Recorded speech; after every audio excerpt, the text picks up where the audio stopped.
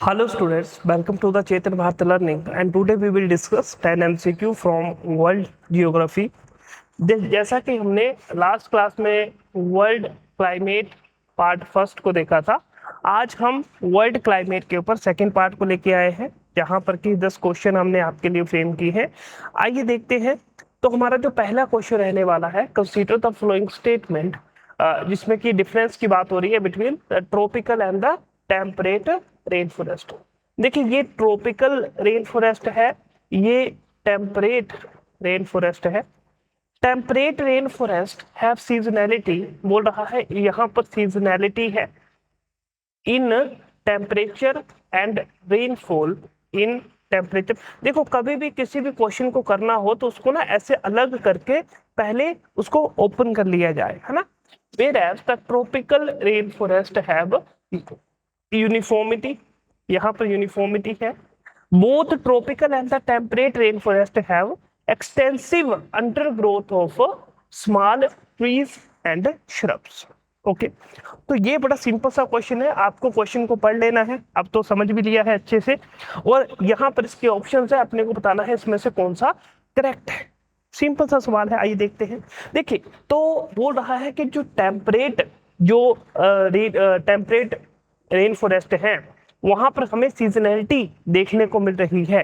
अब देखने को मिल रही है मतलब टेम्परेट कहाँ होगा सर? टेम्परेट होगा लगभग 30 से ऊपर की बात हो रही है ना, 30 से 45 और 60, यहाँ तक हमें टेम्परेट क्लाइमेट देखने को मिलता है। तो अगर मैं इसको 60 भी लिख दूंगा तो कोई गलत बात नहीं है, ठीक है। पहली बात ये होगी, और ये कितना होने वाला है? 0 से 30 डिग्री के भी।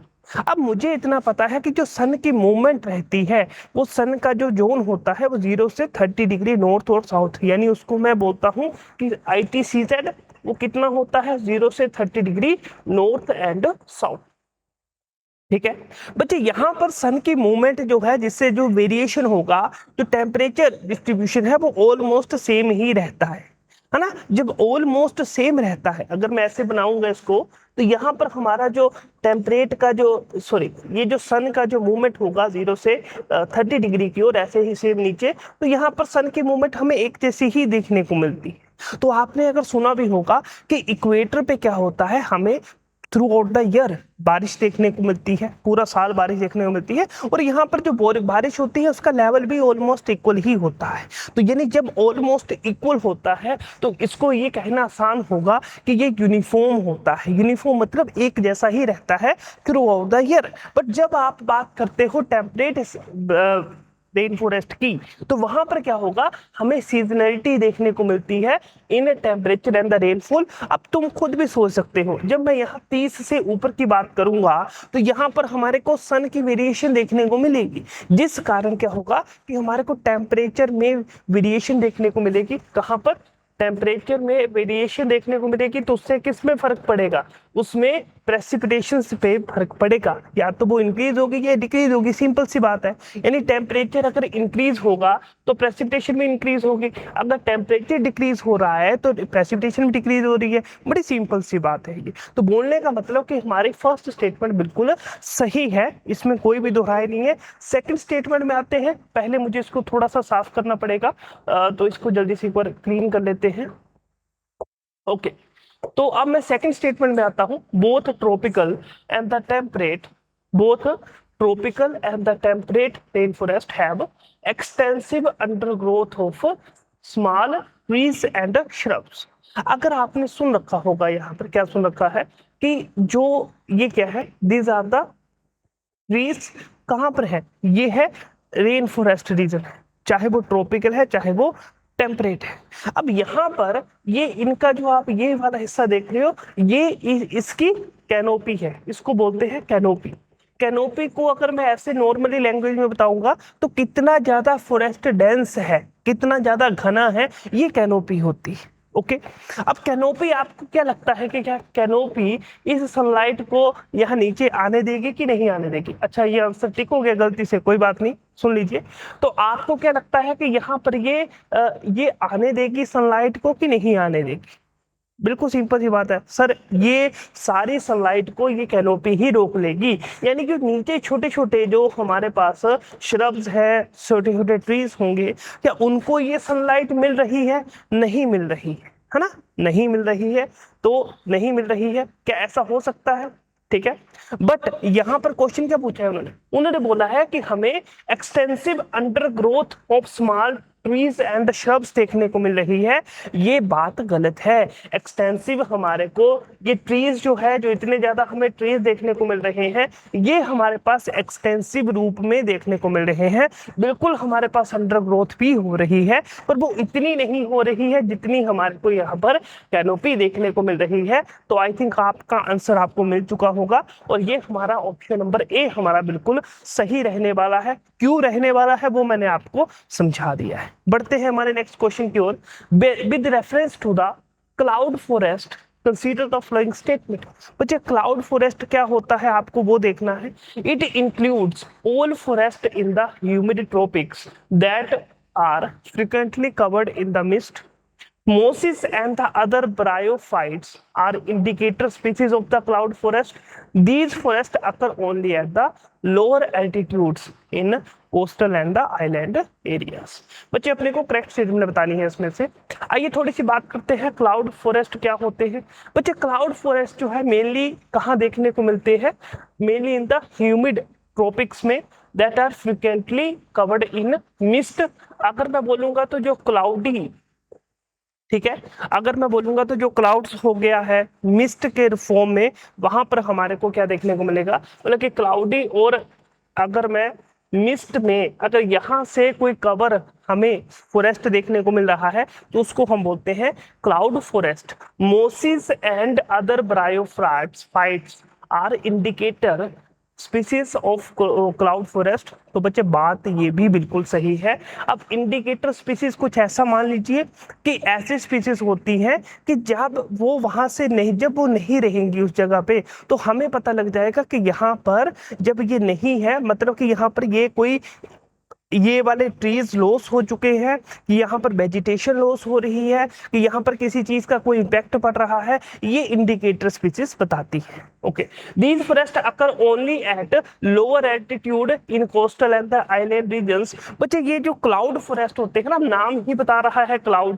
क्लाउड मतलब ऊंचे, ऊंचे मतलब कि सर एक तो ये हाई एल्टीट्यूड जगह होने चाहिए, पहली बात, क्योंकि वहीं पर हमें क्लाउडी और क्लाउड देखने को मिलेंगे, मिस्ट देखने को मिलेगी।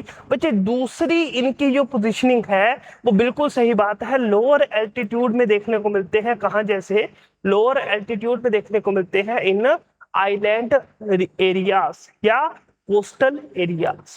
तो ये अपने को थोड़ा सा पता होना चाहिए। तो इसमें से करेक्ट बताना है तो हमारी तीनों ही स्टेटमेंट करेक्ट है। सी ऑल थ्री हमारा, अच्छा नहीं सॉरी सी नहीं होगा, जैसा कि मैंने बोला कि ये हाई एल्टीट्यूड पर भी होते हैं, लोअर पर भी होते हैं, और यहाँ पर लिखा है ओनली एट लोअर एल्टीट्यूड। तो ये हमने ऑलरेडी आपको एक्सप्लेन कर दिया है। तो ठीक है, इसका आंसर क्या होने वाला है? ओनली 2 इसका आंसर होने वाला है। देख लीजिए, मैंने ऑलरेडी पूरा क्वेश्चन को यहाँ पर एक्सप्लेन कर रखा है, यहाँ पर हमने ऑलरेडी बता रखा था आपको। ठीक है, बढ़ते हैं हमारे नेक्स्ट क्वेश्चन की ओर। With reference to the alpine vegetation consider the flowing statement. बच्चे बहुत ही प्यारे क्वेश्चन है ये, है ना? जो नहीं पता होगा स्टेटमेंट उसको लिख लीजिएगा। It is found in higher reaches of the mountains above the climatic tree line. This vegetation is characterized by the short, stunted trees and the shrubs that have adapted to the harsh climate. The tree in the alpine vegetation have needle-like leaves that help to reduce the water loss. देखो अपने को incorrect पूछा है कि इसमें से incorrect कौन सी statement है। अब पूछा किसके बारे में है? Alpine vegetation. अल्पाइन मतलब कि हाई एल्टीट्यूड रीजन की वेजिटेशन होगी। तो क्या ये हायर रीचेस में देखने को मिलेगी? बिल्कुल सही बात है। This vegetation is characterised by the short stunted. अब आपको पता है कि जब हाई एल्टीट्यूड पे होगा तो शॉर्ट स्टंटेड हमें ग्रोथ देखने को मिलेगी, है ना? शॉर्ट स्टंटेड ट्रीज और श्रब्स देखने को मिलेंगे क्योंकि वहां पर हार्श क्लाइमेट है। बहुत बिल्कुल बात सही है। तीसरी स्टेटमेंट है कि यहाँ पर जो ट्रीज है इन अल्पाइन वेजिटेशन वो नीडल लाइक, अगर आपने देखा होगा तो यहाँ पर अगर आपने यहाँ पर कुछ इस तरीके के आपको ट्रीज देखने को मिलते हैं, है ना? क्यों देखने को मिलते हैं ये? ताकि ये प्रिवेंट कर सके, to prevent the water loss, ताकि ये अपने वाटर लॉस को प्रिवेंट कर सके, क्योंकि इनको पता है कि हमें हार्श क्लाइमेट में रहना है, तो हमें लंबे समय तक यहाँ पर सर्वाइव करना पड़ेगा, उसके लिए वाटर को रिजर्व करना पड़ेगा। तो इसीलिए क्या करते हैं, इस तरीके के हमें वहां पर ट्रीज देखने को मिलते हैं, नीडल लाइक जो है लीव्स देखने को मिलते हैं, बढ़ते हैं हमारे। अच्छा, ये हमारी तीनों ही स्टेटमेंट सही है, इसमें तो मतलब कि इसमें कोई भी इनकरेक्ट स्टेटमेंट नहीं है, बिल्कुल सही बात है, कोई दिक्कत वाली बात नहीं है। Next question is consider the flowing statement with reference to the boreal forest. बच्चे बोरियल फॉरेस्ट जो है, अगर मैं इसको लिखता हूं तो इसको मैं टाइगा टाइप ऑफ क्लाइमेट में कंसीडर करता हूं। अब ये कहाँ आता है, ये 45 to 60 डिग्री में हमें देखने को मिलेगा। यहाँ पर भी इसको हम एक और नाम से जानते हैं, साइबेरियन टाइप ऑफ क्लाइमेट। तो मुझे लगता है मैंने आपको एक इंफॉर्मेटिव बात बता दी है। अब क्वेश्चन पे आते हैं। The annual precipitation is moderate ranging from 200 to 600 millimeter with most precipitation occurring in the summer months. Leaching in the boreal forest is high due to the strong acidity of the soil and the climate. ठीक है, तो यह हमारे सामने दो statement है। आइए थोड़ी सी बात करते हैं। How many of the statement is given is above is are correct reason for the low fertility of the soil in the boreal forest. तो अपने को बताना है कि बोरियल फॉरेस्ट में जो लो फर्टिलिटी हो रही है सॉइल की, उसके पीछे का रीजन बताना है कि दोनों में से कौन सी स्टेटमेंट सेटिस्फाई कर रही है। तो पहला तो उसने बताया कि जो बोरियल फॉरेस्ट है, जो टाइगा टाइप ऑफ क्लाइमेट है, साइबेरियन टाइप ऑफ क्लाइमेट है, यहाँ पर बारिश जो हो रही है वो कितना 200 मिलीमीटर से 600 मिलीमीटर तक हो रही है। और ये जो बारिश हो रही है ये ज्यादातर हमें समर में देखने को मिल रही है। तो यानी एक तो हो गया, एक कारण है रेन, है ना, एक कारण है रेन बोल लो या इसको प्रेसिपिटेशन बोल लो। तो पहला कारण तो ये है। दूसरा बोल रहा है कि यहाँ पर लीचिंग हो रही है। लीचिंग मतलब, लीचिंग का जैसे मैंने लास्ट क्लास में भी थोड़ा सा बताया था कि जो सोइल में सोल्यूबल न्यूट्रिएंट्स होते हैं, जब वाटर की ड्रॉपलेट वाटर उसके ऊपर पड़ता है तो वो लीच हो जाती है, जमीन के अंदर चली जाती है। सिंपल सी बात है। तो leaching in the boreal forest is high due to the strong acidity of the soil. तो दूसरा कारण बोला है लीचिंग। लीचिंग में भी किस चीज का, एसिडिटी ऑफ द सोइल। तो अब हमें बताना है क्या ये दोनों ही कारण हो सकते हैं इस चीज का, reason for the low fertility of the soil. बिल्कुल सही बात है। तो हमारा आंसर तो इसमें सी आ चुका है, कोई भी दोहराए करने की चिंता करने वाली जरूरत नहीं है। आइए थोड़ी सी मैं आपसे और थोड़ा सा बात करना चाहूंगा यहाँ पर कि यहाँ पर ये जो बोरियल फॉरेस्ट होते हैं बच्चे, बोरियल फॉरेस्ट होते हैं, यहाँ पर ये एक तो बहुत ज्यादा ऊंचे होते हैं, बहुत ज्यादा अपर लैटिट्यूड्स में है, सिंपल सी बात है। ओके, यहाँ पर जो वेदरिंग होती है, वेदरिंग प्रोसेस जो होता है बच्चे, चाहे वो फिजिकली हो या केमिकल होता है, वो स्लो प्रोसेस होता है। वेदरिंग स्लो होगी तो वहां पर क्या होगा, वेदरिंग मतलब किसी भी चीज का इरोड होना, तो वो स्लो इरोड होगा। ठीक है, अब वहां पर रेन प्रेसिपिटेशन क्या करेगी, उस सोइल को एसिडिक बनाने का काम करेगी। अब वो रेन प्रोसेस से क्या होगा, वहां पर हमें लीचिंग भी देखने को मिलेगी। तो ये सारे प्रोसेस क्या कर रहे हैं, यहाँ की सॉइल को इनफर्टाइल बनाने का काम कर रहे हैं। आपको सिर्फ इतना पता होना चाहिए। तो ये हमारा ऑप्शन नंबर सी बिल्कुल सही रहने वाला है। Consider the flowing statement regarding the equatorial climate. देखो इक्वेटोरियल क्लाइमेट को लेके एक सवाल है। They exhibit layer arrangement of the vegetation with dense growth. The winter season in the equatorial climate is generally devoid of rains. तो अपने को incorrect बताना है इसमें से कौन सी स्टेटमेंट इनकरेक्ट है। ओके, देखो विंटर सीजन जो इक्वेटोरियल क्लाइमेट में है उसमें बोल रहा है कि रेन नहीं होती है। अब हम लोगों ने तो पढ़ रखा है कि जब ये हमारी अर्थ है, ये इक्वेटर है, तो इक्वेटर के 0 से 10 डिग्री लैटिट्यूड पे हमें क्या होगा, यहाँ पर जो प्रेसिपिटेशन देखने को मिलती है वो पूरा साल देखने को मिलती है, थ्रू आउट द ईयर देखने को मिलती है। जो हमने फर्स्ट क्वेश्चन ही पढ़ा उसमें हमने बोला कि हमें यूनिफॉर्मिटी यहाँ पर देखने को मिलती है। तो ये दोनों ही स्टेटमेंट हमारी सही थी, तो सही थी तो फिर ये भी स्टेटमेंट बिल्कुल सही होगी। इन्होंने पूछा है इनकरेक्ट कौन सी है, अच्छा तो ये इनकरेक्ट ही होगी ना, फिर ये इनकरेक्ट ही होगी। कैसे होगी, इन्होंने बोला कि यहाँ पर रेन नहीं होती है, बट हमने तो बोला कि यहाँ पर precipitation through out the year देखने को मिलती है, तो मतलब हमारी दूसरी स्टेटमेंट तो गलत है। ठीक है। They exhibit A layered arrangement of the vegetation with dense growth. आपको भी पता है, मुझे भी पता है कि जो यहाँ पर हमें ग्रोथ देखने को मिलती है उसमें हमारे पास जो होते हैं इस तरीके की कैनोपी वाले ट्रीज देखने को मिलते हैं, अंडर ग्रोथ ट्रीज नहीं देखने को मिलते हैं। तो फर्स्ट स्टेटमेंट भी गलत है हमारी, सेकंड भी गलत है, इन्होंने इनकरेक्ट पूछा है तो आंसर आपका सी आ जाना चाहिए। क्यों गलत है वो हम ऑलरेडी डिस्कस कर चुके। आइए बढ़ते हैं हमारे नेक्स्ट क्वेश्चन की ओर, जहां पर बात हो रही है with respect to the polar climates consider the following statements. The continuous sunshine during the summer greatly raises the air temperature of the polar regions. Declining ice cover over the Arctic is compounded by the positive ice albedo cycle. बच्चे हमारे को क्या पता होना चाहिए इसमें? अगर मैं बात कर रहा हूँ पोलर क्लाइमेट को लेके, तो कॉन्टिन्यूस अगर सनशाइन हो रहा है पूरा, अगर आपको लगातार वहां पर सनलाइट गिर रही है तो वहां पर क्या एयर का टेम्परेचर राइज हो जाएगा? नहीं, बिल्कुल ही गलत स्टेटमेंट है। इसी को तो हम एल्बिडो इफेक्ट कहते हैं कि वहां पर क्या होगा, जैसे सनलाइट आएगी वो रिफ्लेक्ट हो जाएगी तो वहां का टेम्परेचर तो राइज नहीं होने वाला। Declining ice cover over the Arctic is compounded by the positive ice albedo cycle. तो ये बात सही है, जो पॉजिटिव आइस एल्बिडो साइकिल होगा तब हमारे पास आइस कवर डिक्लाइन होगी। जिनको एल्बिडो नहीं पता, सिंपल सी बात बोल देता हूँ, जो पहाड़ होता है, माउंटेन होता है, उस पे जब सनलाइट आकर आती है तो वो रिफ्लेक्ट हो जाती है, तो उसी को हम एल्बिडो कहते हैं। तो ये हमारी दूसरी स्टेटमेंट सही है, पहली स्टेटमेंट गलत है, तो हमारा आंसर जो होना चाहिए बी ऑप्शन होना चाहिए। The climate is characterised by the warm and dry summer while most of the rainfall occurs in the winter. बच्चे जब मुझे ये पता लग गया ना कि रेनफॉल अकर इन विंटर, मैं आंख बंद करके बोल सकता हूँ कि विंटर में सिर्फ मेडिटेरियन टाइप ऑफ क्लाइमेट में ही बारिश होती है। और ये यूपीएससी ने भी ये क्वेश्चन पूछा है आपसे। Okay. Consider the following statement regarding desert.